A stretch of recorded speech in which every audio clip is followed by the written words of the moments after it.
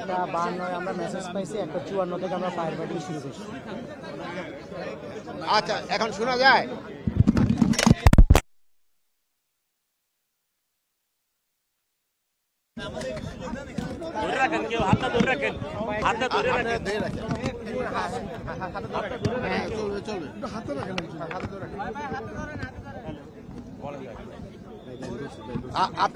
আপনারা তো সবাই জানেন আমাদের সচিবালয়ের 7 নম্বর বিল্ডিং এ রাত 1:50 সময় আগুন ধরে এবং আমরা 1:52 সময় মেসেজটা পাওয়া যায় ফায়ার সার্ভিস এবং 1:54 সময় তারা চলে আসে।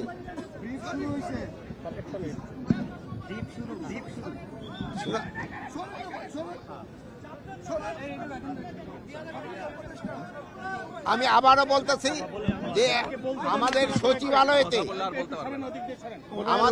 আপনারা কথা বললেন, আমি কি বলবো বলেন? আমি বলি,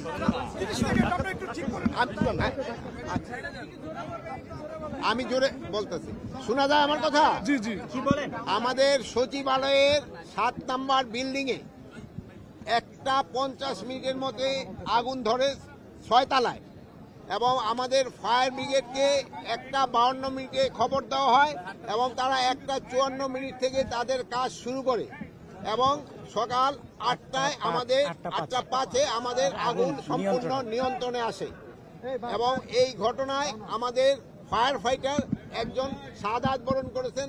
আল্লাহ তাকে বেহেশত নসিব করুক। ইন্না লিল্লাহি ওয়া ইন্না ইলাইহি রাজিউন। উনি হলো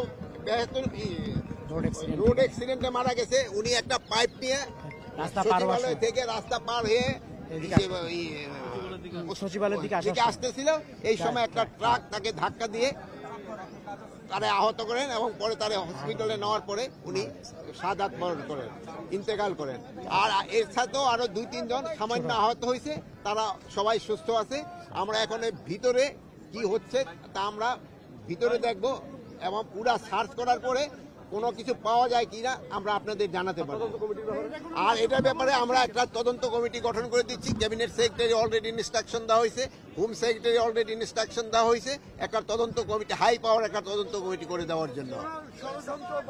এটা ইনভেস্টিগেশনের আগে আমি তো বলতে পারবো না, ইনভেস্টিগেশনের পরে আপনাদের আমরা জানাবো। কত সদস্য তদন্ত কমিটি হচ্ছে এখন?